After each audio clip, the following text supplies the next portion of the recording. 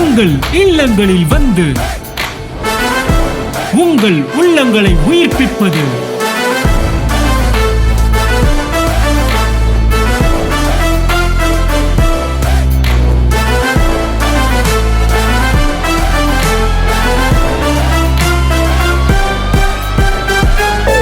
உங்கள் channel DJ.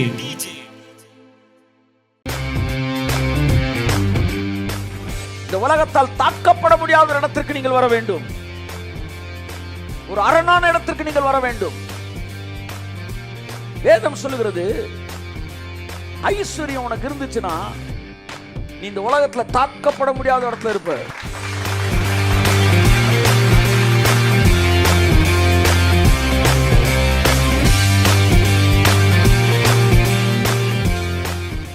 இன்னைக்கு என்னன்னா win the reality, win in reality, in the reality, win the real world. எப்போ பார்த்தாலும் நான் ஆவியில் இருக்கிறேன், அபிஷேகத்தில் இருக்கிறேன், இந்த உலகத்தில் வந்து விலைவாசி ஏறிக்கிட்டே போகும்.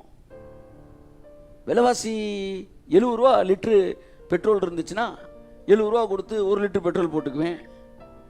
100 ரூபான்னு ஆயிடுச்சுன்னா நான் 3/4 லிட்டர் பெட்ரோல் போட்டுக்குவேன். 200 ரூபான்னு ஆச்சுன்னா நான் 1/2 லிட்டர் போட்டிருக்குவேன். என்ன நாங்கள் போதுமன்கிற மனதொன்று வாழணும். 500 ரூபான்னு ஆச்சுன்னா நான் லிட்டரே போட மாட்டேன். நீ அவன் வளர வளர நீ எவ்வளோ நாள் வளர்ந்துக்க, நான் இங்கே தான் இருப்பேன்றான். ஆனால் என்ன சொல்லணும், அவன் எவ்வளோ வளர்ந்தாலும் அதுக்கு மேலே நான் வளருவேன், தேவன் என்னை வளர்ப்பார் என்கிற இடத்தில் தான் தேவன் வைத்திருக்கிறார். ஆவிக்குரிய மக்கள் இந்த ரியாலிட்டி வேர்ல்டுக்குள்ள, இந்த ரியல் வேர்ல்டுக்குள்ள நீங்கள் வரணும். இந்த ரியல் வேர்ல்டை ஜெயிக்கணும். கையை தட்டுக்கு வருது அவருக்கு. ஆமென், ஆமென். இந்த உலகம் பலவிதமான தாக்குதல்களை கொடுத்து கொண்டு இருக்கிறது, திடீர் செலவினங்களை கொடுத்து கொண்டு இருக்கிறது. பாருங்க, பண தேவைகள் நமக்கு தேவைகள், நம்மை சுற்றி இருக்கிறவங்களுக்கு தேவைகள். ஐஸ்வர்யம் என்பது பவுல் சொன்ன என் தலைமையில் விழுந்த கடமையாக இருக்கிறது. நான் சொல்றேன், அதை பிரசங்கியாதது எனக்கு கையோன்றேன். இந்தியாவில் நான் பேசுறேன், ஏன் ஐஸ்வர்யத்தை பிரசங்கிக்க வேண்டும்? This is what the full gospel.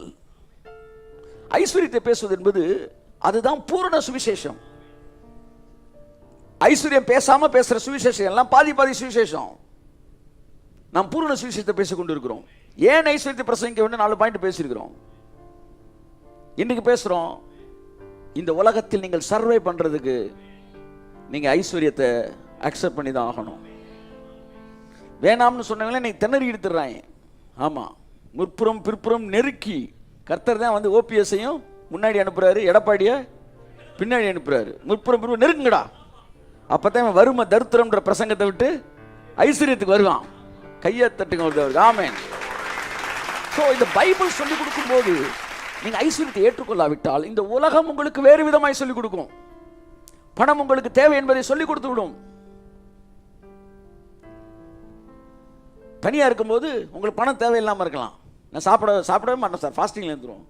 நாளைக்கு திருமணம் ஆகும், மனைவி இருக்கு, குழந்தைகள் இருக்கு. அப்ப நீங்கள் ஐஸ்வர்யவானாயித்தான் ஆகணும். சர்ப்ளஸ் நீங்க இருந்து ஆகணும். மற்றவர்களுக்கு கூட பல விஷயங்கள் இருக்கு. ஸோ இந்த உலகம் மோசமானது, மோசமாக தான் இருக்குது. இனிமேல் தான் நல்லதாக மாறப்போகுது. நம்ம உலகம் கொஞ்சம் கொஞ்சமாக எக்ஸ்பேண்ட் ஆகிட்டு இருக்கு. இப்போ இந்த உலகம் என்ன செய்யுது, உங்கள் மேலே அக்னி ஆஸ்திரங்களை வீசிக்கிட்டே இருக்கும். திடீர்னு வீட்டுக்காரர் வருவார், வாடகை கூட்டிகிட்டேன்றார். நீங்கள் அப்படியே வாங்கின கடனை வாங்கி அப்படின்னு செட் பண்ணிக்கிட்டு இருந்தீங்கன்னா, வாங்கின வாட் இஸ் தட் சம்பளத்தை வாங்கி கரெக்டாக கொடுத்துக்கிருந்தீங்கன்னா, திடீர்னு இந்த மாதிரி தாக்குதலுக்கு என்ன செய்ய தேவை, அங்கே எக்ஸ்ட்ரா பணம் தேவையானதாய் இருக்கிறது. என் அன்புக்குரியவர்களே, அஃபென்சிவ் ஃபெய்த் அப்புறம் பார்த்துக்குவோம். மலையை நிப்பாட்டுற விசுவாசம் அப்புறம். மலைக்கு தப்பிக்க பேழையை செய்கிற விசுவாசத்துக்குள்ள வாங்க. நீங்கள் உங்கள் பொருளாதார நிலை உயர்ந்தாக வேண்டும் என்ற ஒரு சூழ்நிலைக்கு வந்திருக்கிறீர்கள். இன்று இரவு உங்களுக்காய் வானத்தின் கதவு திறக்கப்படுவதாக இயேசுவின் நாமத்தினாலே. ஆமென், ஆமென்.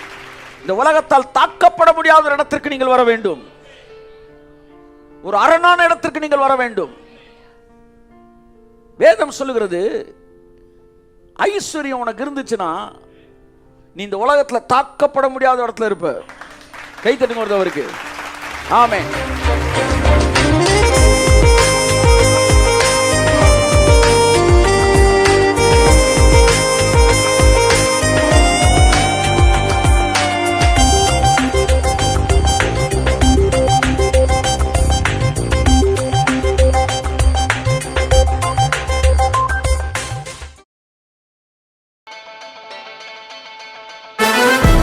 உங்கள் இல்லங்களில் வந்து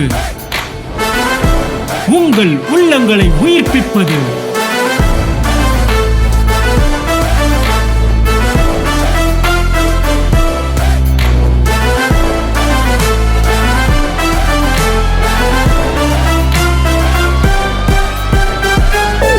உங்கள் சேனல் டிஜே